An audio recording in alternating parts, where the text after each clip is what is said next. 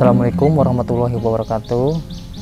Perkenalkan, nama saya Umam dari Tunas Garden, alamatnya Jalan Pemuda, Desa Cikandang, Kecamatan Kersana, Kabupaten Brebes. Awal mula saya menekuni dari hobi, Mas. Kemudian saya kelola jadi bisnis tanaman, jual beli tanaman ataupun bonsai, lanjut berkembang akhirnya sampai saat ini. Awal bulan Maret 2019, di situ saya mulai nggak ada kerjaan di rumah. Gimana caranya dari hobi ini menjadi suatu profesi yang bisa menghasilkan uang. Jadi saya terus belajar dan belajar dari siapapun orangnya, sampai saat ini alhamdulillah masih berdiri. Tidak semua tanaman saya punya sih, Mas, cuma beberapa tanaman aja, kayak mungkin adenium, bougainville, ataupun bonsai-bonsai lainnya yang mayoritas saya dulu rawat gitu sampai sekarang. Ya, ada bahkan beberapa yang masuk sini kayak model tanaman yang baru, misalkan yang mungkin lagi viral dulu kayak semacam janda bolong ini. Kan dulu kan zaman pandemi tenar juga kan, masa-masa monstera atau janda bolong.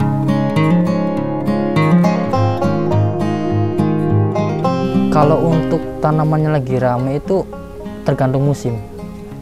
Kalau sekarang masuk musim penghujan, paling orang banyak yang nyari bonsai ataupun jenis tanaman keladian kayak gitu. Kalau untuk semacam bunga, paling di tahun atau di musim-musim kemarau panas gitu kan cocok buat bunga gitu, Mas.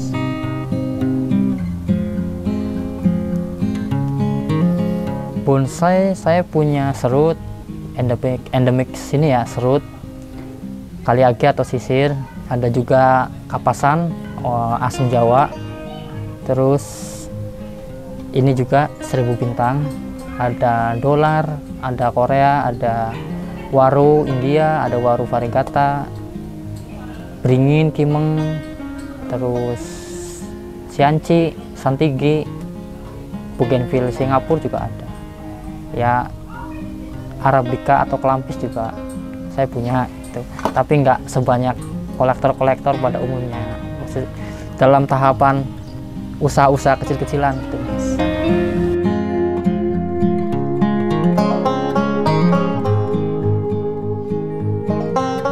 Kalau diminati itu selera orang masing-masing, Mas. Mungkin yang sekarang lagi banyak dicari kelampis sih, Mas. Soalnya di sini jarang, habitat kelampis itu jarang. Paling saya ngambil dari kolektor-kolektor atau pembonsai lainnya, saya minat, saya bawa gitu. Kalau harga bonsai nggak ada patokan harga rendah ataupun tinggi, itu tergantung siapa yang orang yang menilai gitu. Karena seni nggak bisa dibayar dengan uang gitu. Karena seni bisa aja berubah, tergantung orang yang menanganinya gitu. Belum tentu di sini bagus, kata orang lain bagus, tapi kan tergantung orang yang melihat. Dia suka, saya juga mungkin cocok, suka, ya itu seni.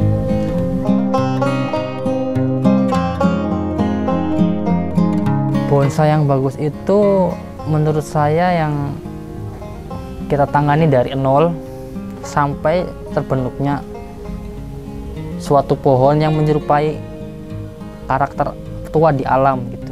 Karakter pohon tua di alam itu ya bagi saya itu bonsai yang bagus ya. Tapi ada beberapa juga yang melihat pohon dari kacamata dia sendiri. Wah, ini pohon bagus. Tapi kalau dalam dunia pembonsai kan ada bagus untuk kontes ataupun bagus untuk penikmat bonsai sendiri gitu. Beda-beda levelnya. membuat bonsai itu waktunya panjang, Mas. kalau dalam berinvestasi itu bisa jadi duit semua, tergantung bahan yang kita olah ataupun yang kita tangani gitu.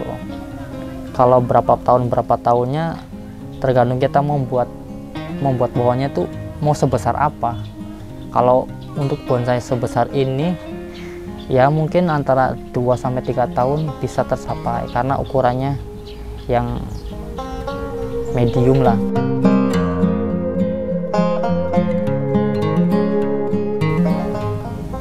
Perawatan bonsai sendiri gampang sih Mas. Kita cuma ada di media. Kalau medianya bagus, otomatis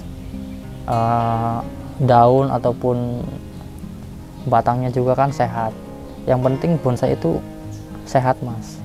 Dari media, terus sering pruning, dalam artian 6 bulan sekali atau 1 tahun minimal ya, minimal 6 bulan sekali itu wajib ganti media. Terus kalau udah jadi seperti ini, kemungkinan 1 minggu atau 2 minggu sering potong cabang atau ranting-ranting yang mati atau daun yang misalkan nggak seirama gitu. Jadi harus sering-sering di pruning kalau udah jadi. Kendala membuat bonsai itu aslinya kalau bagi pemula itu kesabaran yang kurang dalam membuatnya. Kalau bonsai kan butuh proses yang lama. Kita harus serasikan antara batang dan cabang. Kita harus membuat gerak dasar sebuah pohon dulu. Kalau bagi pemula, saya pribadi pernah mengalami. Awal saya pengen membuat bonsai itu karena kesatu dari ilmu ataupun pemahaman tentang bonsai itu kurang. Karena di situ terdapat unsur gerak dasar bonsai yang akan kita buat. Karakter dari pohon tersebut kita kurang memahami. Yang endingnya kita cuma bisa membuat tanpa harus memenuhi syarat-syarat yang ada di bonsai tersebut gitu.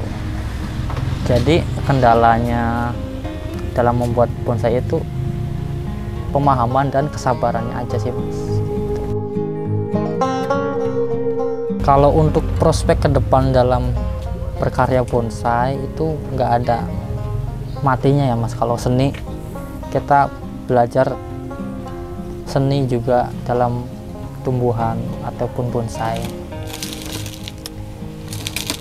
Kalau kita sering rutin merawat ataupun sering sharing antar temen ataupun sering kumpul atau bahkan kalau bisa ikut kontes, itu banyak penghobi pembonsai yang membuat kita selalu semangat, optimis. Karena bonsai itu kalau nggak banyak temen nggak bisa menikmati sendiri Mas. Karena kita juga mungkin kita punya bonsai ini dilihat tiap hari pasti jenuh.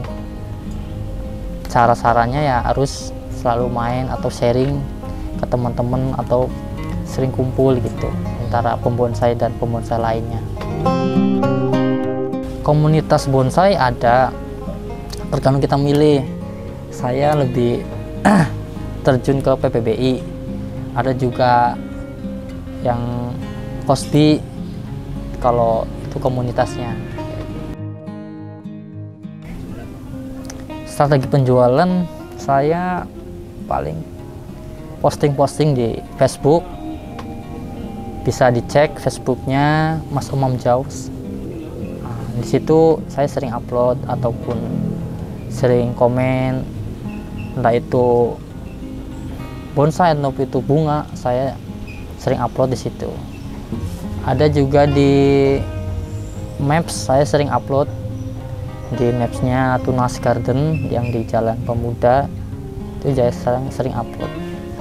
Di Shopee juga saya punya, tapi di Shopee khusus bougainville. Tanaman-tanaman bonsai saya nggak main di Shopee.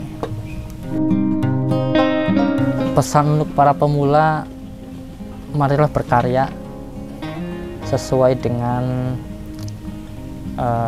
kreativitas masing-masing tanpa harus menyakiti atau menyindir orang lain, entah itu bonsai orang lain jelek ataupun gimana. Kita sebagai sesama pembonsai atau sesama seniman harus saling menghargai seni yang dimiliki orang lain. Oke, sekian dan terima kasih dari saya, Umam. Jangan lupa subscribe dan like channel Eltek Media. Salam bonsai.